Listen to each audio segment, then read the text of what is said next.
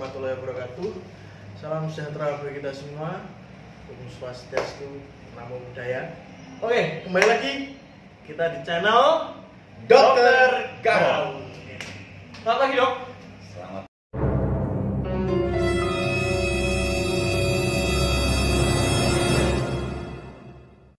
pagi, guys.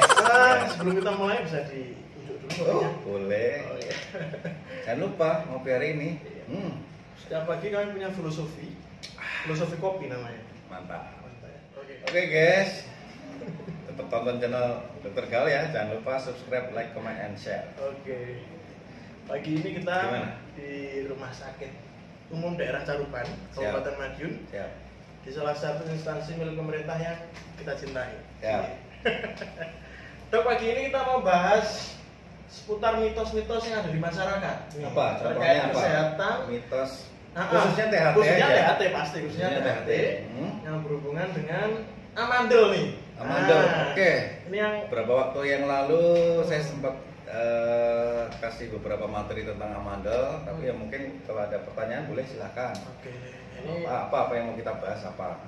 jadi di masyarakat kita, Ya. jadi itu sering muncul persepsi lah yang akhirnya menjadi mitos bahwa kalau punya sakit amandel atau amandelnya bengkak, kalau dioperasi kita ambil amandelnya yang biasanya dokter lakukan sehari-hari waktu di ruang operasi, itu bisa menurunkan daya tahan tubuh. Oke. Nah, Ya memang. justru katanya kok malah sakit-sakitan, Betul. daya tahan tubuh berkurang. Betul. Oke, silakan. Oke, prinsipnya seperti yang sudah sempat saya sampaikan beberapa waktu yang lalu bahwa memang amandel atau tonsil itu kan merupakan salah satu jaringan limfoid yang salah satu fungsinya untuk sistem pertahanan tubuh atau sistem imun ya. Kalau dikatakan operasi amandel itu apakah nanti bisa menyebabkan menurunnya sistem imun atau pertahanan tubuh? Ya, saya bilang antara ya dan tidak. Kenapa ya dan tidak? Ya, kalau secara teori memang antara ada beberapa penelitian antara usia 3 sampai 7 tahun itu memang amandel itu memang lagi fungsi sistem imunnya itu untuk anak-anak usia segitu memang lagi tinggi-tingginya, ya kan? Kalau udah pada dewasa, amandel itu udah nggak ada fungsinya. Justru dia kalau sering radang itu menyebabkan jadi vokal infeksi. Jadi vokal infeksi, jadi tempat nempelnya kuman lah katanya.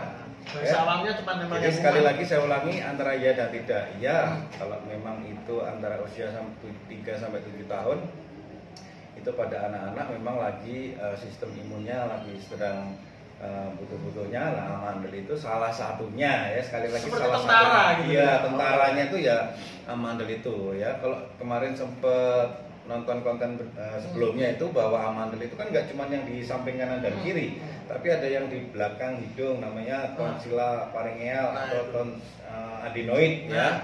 Kemudian yang di pangkal lidah itu ada tonsilla lingualis. Jadi pun seandainya antara umur 3 sampai 7 tahun amandel itu diangkat atau dioperasi, itu pun juga tidak perlu terlalu khawatir karena yang kita angkat dua kanan kiri itu bukan satu-satunya sistem imun pada anak-anak ya.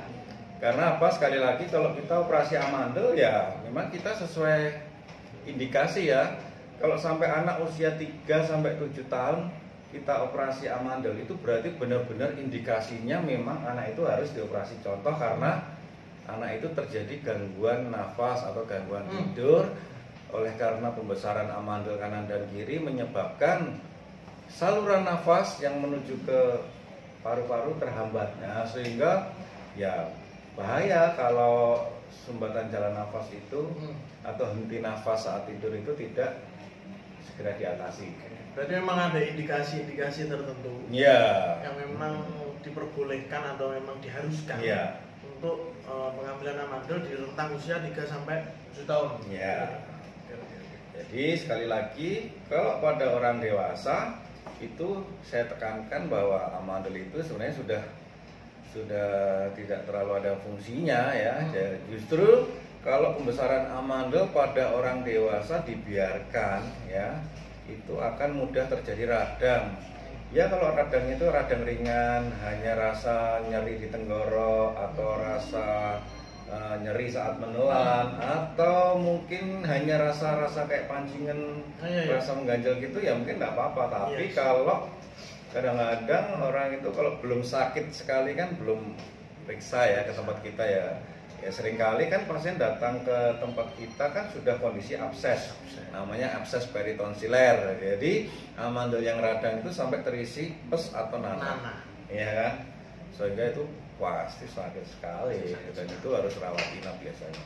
Oke, tadi Dokter Sandra tadi bilang pancingan guys. Nah tadi what the meaning of the pancingan?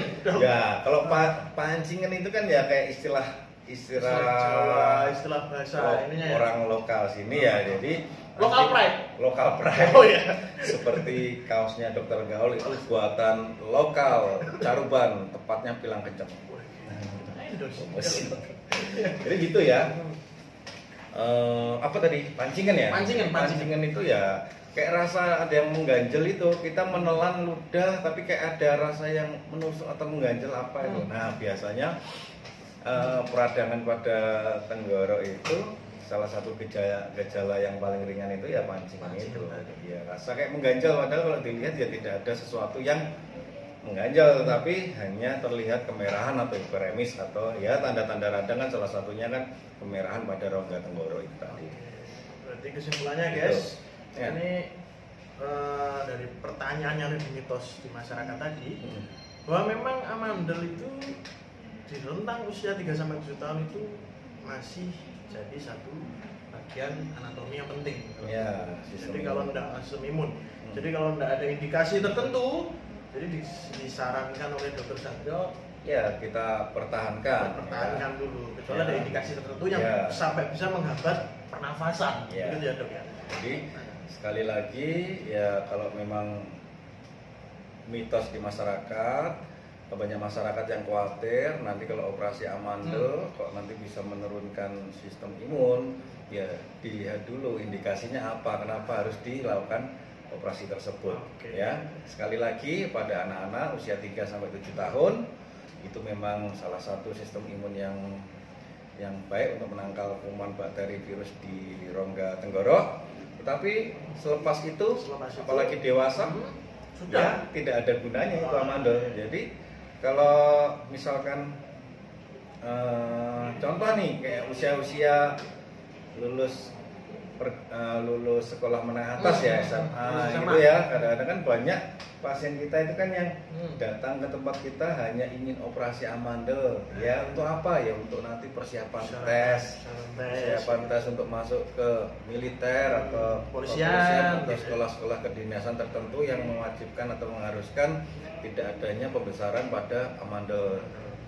Itu ada alasannya kenapa sampai pembesaran amandel pada orang dewasa yang mau mendaftar sekolah-sekolah kedinasan ataupun militer dinyatakan tidak lolos, karena ya itu tadi bahwa pembesaran amandel pada orang dewasa justru menjadi vokal infeksi. Dikhawatirkan selama pendidikan nanti mudah sakit.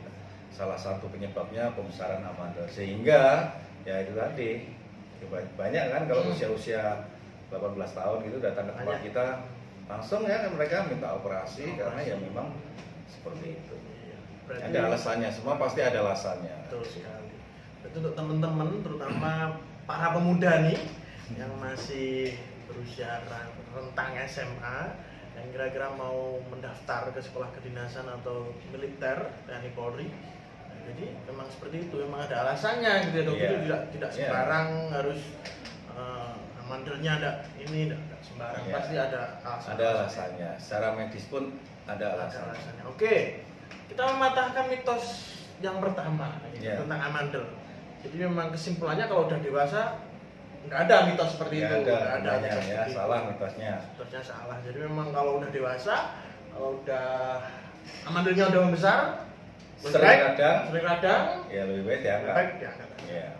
Kalau pada anak-anak usia renang 3-7 tahun, lebih baik dipertahankan kecuali ada indikasi tertentu yang mengharuskan atau namanya indikasi absolut, ya tidak ada pilihan lain.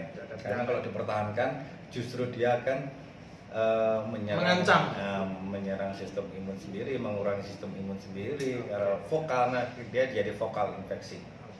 Oke, mungkin untuk konten kali ini tadi apa? Mitos tentang amandel. Apakah operasi amandel dapat menurunkan sistem imun?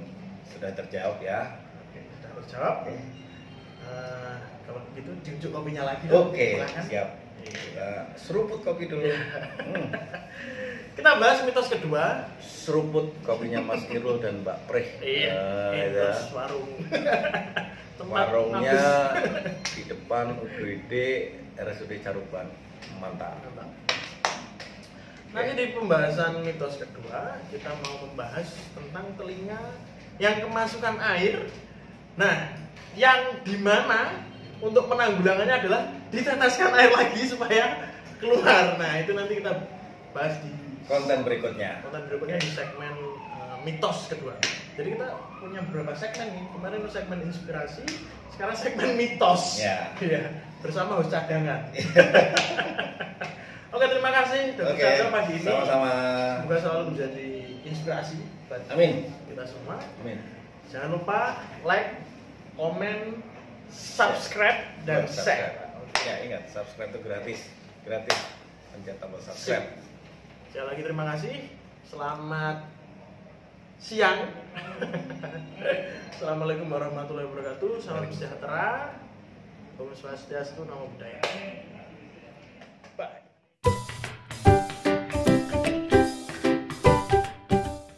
Om Swastiastu, Namo Buddhaya.